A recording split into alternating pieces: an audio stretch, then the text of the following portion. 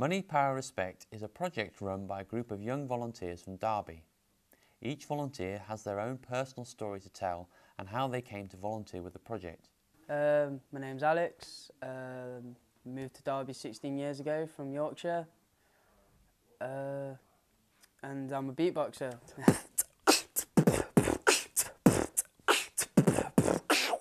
Dyslexia was a hard point in my life. School was really hard for me because teachers didn't understand what I was going through. They used to think that I was just being stupid. They'd be like, why aren't you doing your work? I'd be like, I actually can't do it, it's hard. It's hard for me to read, it's hard for me to spell. I'm kicked out of college, school for like 2 weeks, like at least every year. And I got into a lot of trouble when I was a kid, hanging around with the wrong people, doing the wrong stuff, didn't like it. My name's Shaun, I'm 24 years old, lived in Derby all my life. Don't come from what you call a privileged background. Absent father, mother was in jail for like nearly a decade of my life. Obviously been through some bad stuff, but I got into music and music's really helped me. I think it's like my therapy. Well, my name's Karnage, I'm 22, I'm from Derby. Coming from where I came from, which was around Allington, things weren't very easy. It's been really hard, especially with all the life and the trouble and the police and, you know, all that behaviour. So it was really nice to come here and do something different with my time. The NPR project was created to help the volunteers understand the issues affecting them and how they can take positive action to change them. Ruth Richardson, the project lead, explains further.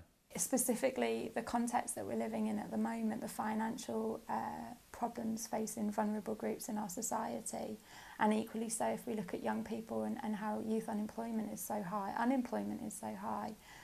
If you're a young person that grew up in a difficult environment and faced obstacles at a very early age, you know, which might have meant that they didn't get the best education, or they might have had some run-in with the law, or they might have, you know, been stereotyped and labelled as a result.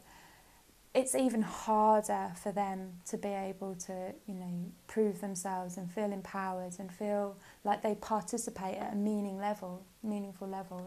The NPR project doesn't just aim to help young volunteers to become positive role models. The volunteers also learn new skills to be able to lead workshops in the communities around Derby to help inspire other young people. Simon Jones explains further. So I'm Simon Jones, I'm a freelance youth worker. Been working with a lot of the young people that are on this project on previous projects, and I've worked with some of the young people in past projects in different capacities, so I've got a relatively good relationship with a lot of the young people on the project. So I guess I've been trying to help the young people develop their ideas, help empower them to develop some of the skills that they need in order to run the project themselves, because it's a youth-led project, and I guess generally kind of be around as and when is needed for any kind of guidance.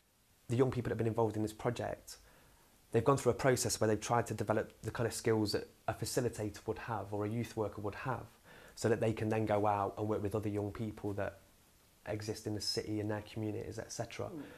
It's been hard for me because I genuinely, obviously, you know what I mean, I've got bills to pay just like everybody else and stuff like that, but then I think the side of this, that you were doing something positive for the community and really genuinely helping from a selfless act, really, and seeing people out there that haven't got as many options and feel a bit alone, and that it's good to know that we're here to help and people can come here and get involved and we could do activities, we make music, we do great things with them. I always thought this was such a great way to go about things, and it just pushed me forward. And since I make music anyway, it was kind of just a natural lead for me to take. I decided to get involved with volunteering because I've had previous jobs, and to me it's never really been about the money. I want to find something that I love doing, and the volunteer work, knowing that you can actually help someone that was in my position before, it's really inspiring to myself on a personal level, but I feel we can touch a lot of other people. Because it is through the media and music, sort of music that it is about has a very negative stereotype, and a lot of people propel that negative stereotype. But if you can express yourself on a negative view but in a positive way about the way you can change it and the way you can change yourself to change others, then it's always ends in a positive.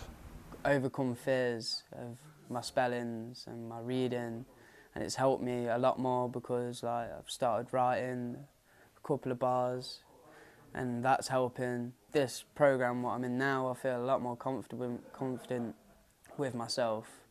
The group has led lyric writing and positive graffiti workshops around the city and plan to use the CD of songs they've written to challenge the negative preconceptions about hip-hop and the messages it can deliver. And I would like to try and help work with other people to try and help inspire, empower other people to realise their own potential, to realise the power that they've got, to realise that when we believe in ourselves, when we understand the power that we've got as individual people, especially when we work collectively with other people, there's absolutely no doubt at all that we can change the world. Straight up, we can change the world.